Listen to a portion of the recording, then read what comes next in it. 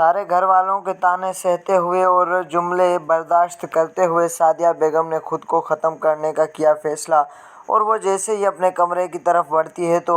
پنکھے میں خود کو لٹکانا چاہتی ہے، لیکن یہاں پر سعدیہ بیگم جیسے ہی بے ہوش ہو کر نیچے بیڈ پر گرتی ہے تو نیاز صاحب چیختے چلاتے ہوئے سارے گھر کو آوازوں سے گونجاتے ہوئے وہاں پر پہنچ جاتے ہیں اور سارے لوگ پریشان ہو کر وہاں پر پہنچ جاتے ہیں۔ نیاز صاحب جیسے ہی بے ہوش دیکھتے ہیں سعدیہ بیگم کو تو وہ پہلی کال ہی مراد اور سونیا کو کرتے ہیں۔ مراد اور سونیا کے پاؤں تلے سے زمین ہی نکل جاتی ہے کہ آخر سعدیہ یعنی کہ ہماری ماں کو ہو کیا گیا ہے، اس نے ایسا کیوں کرنے کا فیصلہ کیا ہے۔ وہ جیسے ہی مراد اور سونیا والے سارے گھر کے اندر پہنچتے ہیں تو یہاں پر سب لوگ کہہ رہے ہوتے ہیں کہ آخر سعدیہ بیگم کو ایسا کیوں کرنا پڑا، لیکن مراد وہاں پر کہہ دیتا ہے کہ آخر سارے گھر والے غلط سمجھ رہے ہیں ماں کو،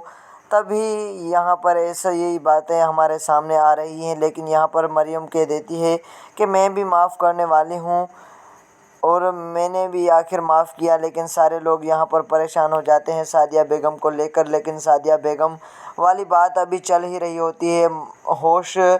آنا شروع ہوتا ہے، تبھی یہاں پر بلال صاحب پولیس کو لے کر مراد اور ارباز کو گرفتار کرنے کے لیے پہنچ جاتے ہیں گھر کے اندر۔ گھر کے اندر پولیس کو دیکھ کر تو سارا گھر وہاں پر سن رہ جاتا ہے اور دنگ رہ جاتا ہے کہ آخر بلال صاحب کو کیا غلط فہمی ہو گئی کہ وہ پولیس کو لے کر ہمارے گھر کی طرف آ چکے ہیں۔ شریفوں کے گھر میں پولیس کو دیکھ کر تو سارے لوگ، نیاز صاحب، مراد اور سارے گھر والی عورتیں بھی پریشان رہ جاتی ہیں کہ آخر ایسا کیوں ہو رہا ہے ہمارے گھر کے اندر۔ لیکن بلال صاحب وہاں پر دہاڑتے ہوئے آتے ہیں اور بار بار ایک ہی بات کر رہے ہوتے ہیں کہ دوسروں کے مسئلے میں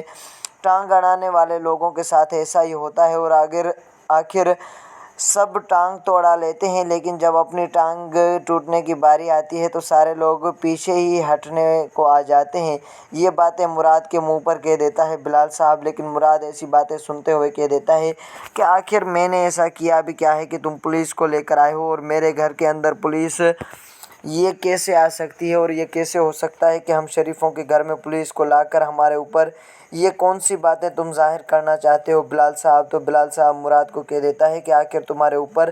جو بھی کارروائیاں ہوں گی وہ کورٹ کے اندر ہی ہوں گی، تم تو دوسروں کا ساتھ دیتے پھر رہے ہو اور ہمارے اوپر کیچڑ اچھالتے پھر رہے ہو، تو تمہاری زندگی کیا بچ جائے گی، ہم تمہیں ایسا سبق سکھائیں گے کہ تم بھی یاد رکھو گے۔ لیکن یہاں پر اب سعدیہ بیگم مراد کو پولیس کے حوالے ہوتے ہوئے دیکھ کر پھر سے بے ہوش ہو کر گر پڑتی ہے،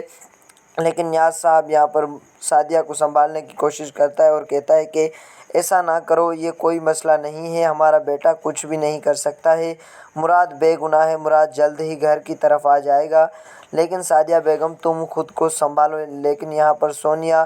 تو پانی مار رہی ہوتی ہے سعدیہ کو اور کہہ رہی ہوتی ہے کہ ماں اٹھو، جلدی اٹھو، ایسا کیا ہو گیا ہے آپ کو۔ لیکن اب یہاں پر سعدیہ بیگم ہوش میں تو نہیں آتی ہے، اس لیے